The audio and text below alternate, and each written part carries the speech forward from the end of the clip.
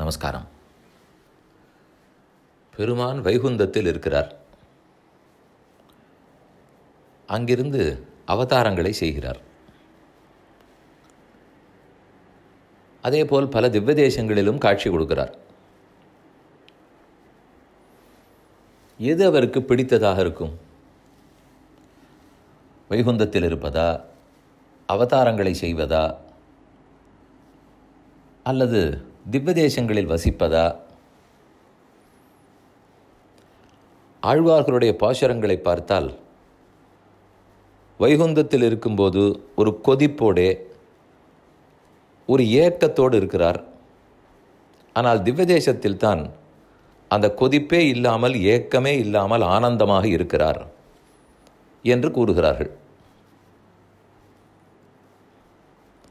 வெள்ளத்தின் உள்ளானும் வேங்கடத்து மேயானும் என் உள்ளத்தில் உள்ளான் என்ன ஆழ்வாருடைய பாசுரம். வைகுந்தத்திலே இருந்த பெருமான் வெள்ளத்தின் உள்ளான் பார்க்கடலில் சயனிக்கிறார். பார்க்கடலிலிருந்து அவதாரங்களை செய்கிறார். திருவேங்கடம் திருப்பதியில் வந்து நிற்கிறார்.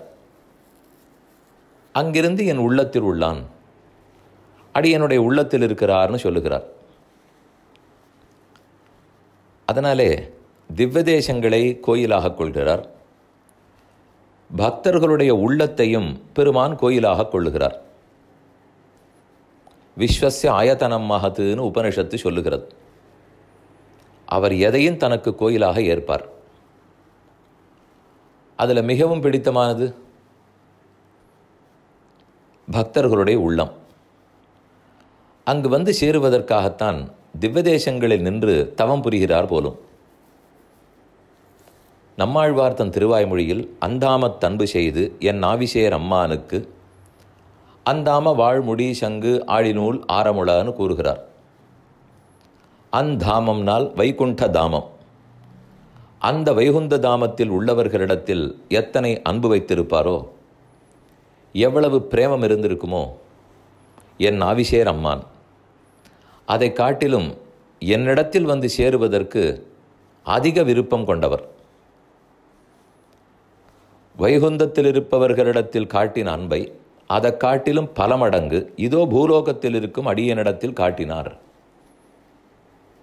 இதற்கு உரை எழுதும்போது நம் பூர்வாச்சாரியர்கள், நாள் முழுக்க ஒருத்தர் வெயிலில் வாடினார், வெப்பம்.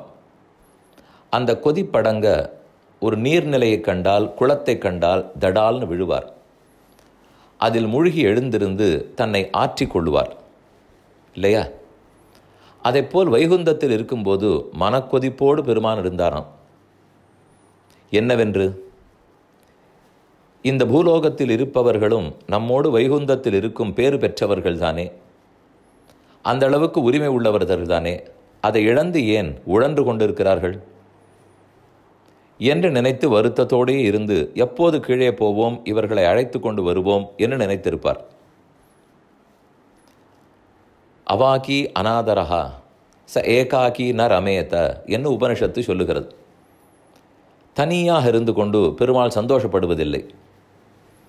ஏன் இத்தனை கோடி பேர் வைகுந்தத்தில் இருப்பார்களே, இருந்தாலும் நாம் அத்தனை பேரும் அங்கு சென்று அவரோடு இருந்தால்தான் அவருக்கு திருப்தி. அது இல்லாதவரை அதோ சில குழந்தைகள் தவிக்கிறார்களே என்று நம்மிடத்திலேயே தான் புத்தி இருக்கும். அதனால்தான் ஆழ்வார் சொல்லுகிறார், அந்தாமத் அன்பு செய்து. அங்கிருக்கிறவர்களிடத்தில் எத்தனை அன்போ என் ஆவிசேர், அங்கிருந்து என்னுடைய உள்ளத்துக்குள் வந்து சேர்ந்தார். அது வெப்பத்தோடு இருந்த ஒருத்தர் குளத்தை கண்டால் தடால்னு விழுந்து குளிர்ச்சியாக தன்னை ஆற்றிக்கொள்ளுமா போலே வைகுந்த வெப்பத்தில் இருந்த பெருமான் என் உள்ளத்திலே புகுந்தார். குளிர்ந்த குளம், அதில் நீராடி கொண்டிருக்கிறார் என்று தன் மனத்துக்கு வந்ததை அவ்வளவு ஆனந்தமாக சொல்லிக் கொள்கிறார். அப்போ ஒன்று தெளிவாக தெரிகிறது, வைகுந்தத்தில் இருந்தாலும் வெப்பம். அதை தாண்டி திவ்யதேசங்களுக்கு வந்தால் ஆறுகிறான், வெப்பம் தொலைகிறது. அதையும் தாண்டி ஆழ்வார்கள் பக்தர்கள் உள்ளத்துக்கு வந்தால் குளிர்ந்திருக்கிறான் எம்பெருமான். இது என்ன அழகான செய்தி. அப்போ நமக்கு ஒன்று தோணும், வைகுந்தம் போக வேணும்னு விருப்பப்பட வேண்டுமா வேண்டாமா? விட்டுவிடலாமா என்று தோணும். நிச்சயம் விருப்பப்பட வேண்டும். ஏனெனில் அவர் அங்கிருந்து இங்கு இறங்கி வருவதே நம்மை அழைத்து போகத்தானே. யாரெல்லாம் அங்கு சென்று விடுகிறோமோ அவர்களோடு ஆனந்தமாக மகிழ்கிறார். ஆனால் யார் இன்னும் போய் சேரவில்லையோ அவர்களுக்காகத்தான் ஏக்கப்படுகிறான் எம்பெருமான். நாம் ஏன் அவனை ஏங்க வைக்க வேண்டும்? நமக்கோ ஆனந்தம் காத்திருக்கிறது. அப்போ அதில் விருப்பப்பட்டால் போரும், பெரும் முயற்சி தேவையில்லை. அவர் சொல்படி கேட்டால் போதும். அப்போ தாராளமான ஆனந்தமான வாழ்க்கை உள்ளது. இதுதான் நம் தர்மத்தினுடைய சிறந்த கொள்கை. நமக்குடையவன் அங்கு இருக்கிறார், நமக்கென்னே ஏங்கிக் கொண்டிருக்கிறார், நம்மை கண்டாலே ஆனந்தப்படுகிறார், நாம் எப்போது வருவோம் என்று எதிர்பார்க்கிறார். அப்போ எதனால் நாம் விருப்பப்படக்கூடாது? இந்த அடிப்படையில் தான் வைகுந்தம் புகுவது மன்னவர் விதியே என்று ஆழ்வார் கூறினார். ஆக வைகுந்தத்தில் இருக்கும் பெருமான் இப்படி திவ்யதேசங்கள் தோறும் நமக்கு சுத்தி சுத்தி நிற்கிறாரே எதற்காக? 4 பேரை நாம் கட்டாட்சித்து அவர்களை அழைத்து போக வேண்டும் அப்படிங்கிற ஆவலோடு காத்திருக்கிறார். அப்போ திவ்யதேசத்தில் இருக்கிறவர் வைகுந்தத்துக்கு போக வேண்டும்னு விரும்ப மாட்டாரானால் போக மாட்டாரே. வைகுந்தத்தில் இருக்கிறவர் திவ்யதேசத்துக்கு வருவார். திவ்யதேசத்து பெருமான் என்னைக்கு விட்டு விட்டு போவார்? போக மாட்டார். அவர் எப்போதும் இங்குதான் இருப்பார். யாரெல்லாம் மக்கள் சேவிக்க வருகிறார்களோ அவர்களை அனுப்பி வைப்பார். அவர்களை கூட்டி போய் அங்கு அமர்த்தி கொண்டு ஆனந்தப்படுகிறார். இதற்குத்தான் பெருமான் எல்லா கோயில்களிலும் அருகே இருக்கிறார். அப்போ வைகுந்தநாதனே இறங்கி வந்து இங்கு இருக்கிறார், நம்மை அழைத்து போவதற்காக என்று தெரிந்து கொண்டு கோயில்களில் தரிசிக்க வேண்டும்.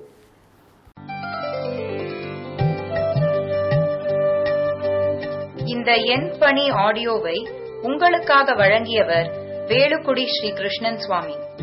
இந்த ஆடியோவை தினமும் உங்கள் மொபைலில் பெற கிஞ்சித் என் பணி KINCHITENPANI என்ற ஆப்பை கூகுள் பிளே ஸ்டோரிலோ அல்லது ஆப்பிள் ஐஸ்டோரிலோ டவுன்லோட் செய்து கொள்ளவும். தினம்தோறும் இது போன்ற உபன்யாசங்களை கேட்டு மகிழவும்.